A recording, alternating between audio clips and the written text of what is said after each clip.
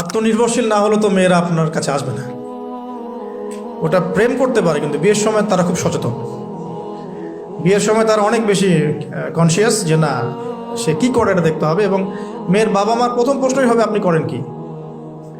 আপনি সুফি মানুষ, মনে করেন আপনি হচ্ছেন কি বলবো, যে আপনি হচ্ছেন মুহাদ্দিস, আপনি মুফতি, আপনি হচ্ছেন মুফাসসিরে কোরআন, কোনো দাম নাই। মেয়ের মায়ের কাছে এটার কোনো দাম নাই, মেয়ের বাবার কাছে এগুলো কোনো সাবজেক্ট না। ইল্লা মাশা আল্লাহ, এর বাইরেও কিছু মানুষ আছেন। কমন একটা ট্রেন্ড বললাম, প্রথম কোশ্চেন তারা করবেন যে আপনার স্যালারি কত, এবং আপনার জব আছে কিনা, আপনার বাড়ি আছে কিনা, ইত্যাদি ইত্যাদি। এই জন্যই বললাম যে আগে আর্নিং সোর্সটা নিশ্চিত করে তারপরে এদিকে যান, তাহলে সম্মানটা বজায় থাকবে। আত্মসম্মান ছেলেদের একবার নষ্ট হয়ে গেল তার ফিরে আসে না। আমরা যখন নিচের হাত হই তখন আমাদের আত্মসম্মান বলে কিছু থাকে না। আপনার আর্নিং যদি মাসে 50,000 1 লাখ টাকাও হয়, এই টাকাগুলো কিন্তু খুব বেশি বড় না এখন। এখন 1 লাখ টাকার মানে 1 লাখ টাকা নাই, এখন ওটা 50,000 চলে আসে। আস্তে আস্তে হয়তো আরও কমবে। যারা এগুলো বোঝেন না তারা অযথাই সমালোচনা করেন, কিন্তু আসলে ব্যাপারটা এরকমই হচ্ছে। আমি তাদের হেদায়েতের জন্য দোয়া করি। এখন এইটুকু আর্নিং যদি আপনার হয়, কিন্তু এই আর্নিংয়ে আপনার কারো কাছে হাত পাততে হচ্ছে না, আপনার সম্মান বজায় থাকবে।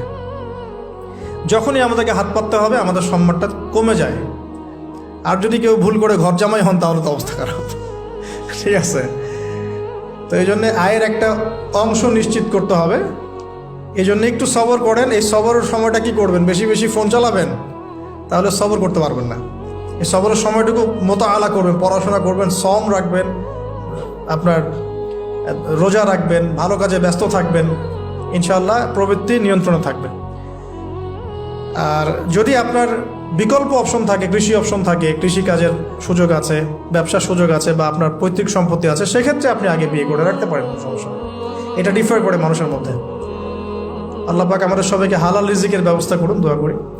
রিজিকের এই অংশটুকুর মধ্যে একটা অংশ আল্লাহর জন্য রাখবেন। রিজিকের অংশের একটা অংশ আল্লাহর জন্যে, আর বাকি একটা অংশ পরিবারের জন্যে, একটা অংশ নিজের জন্যে, একটা অংশ বই কেনার জন্যে। এভাবে স্যালারিকে ভাগ করুন। এই ফেমাস হওয়ার আগে, এই তো অনেক খ্যাতির বিড়ম্বনাও আছে। এর আগ পর্যন্ত আমি বই কেনার জন্য একটা একটা করে অংশ জমাতাম। অনেক সময় এমন হয়েছে যে একটা জায়গায় যেতে হবে, ভাড়াটাকে সেভ করেছি বই কেনার জন্য, হেঁটে হেঁটে গিয়েছি।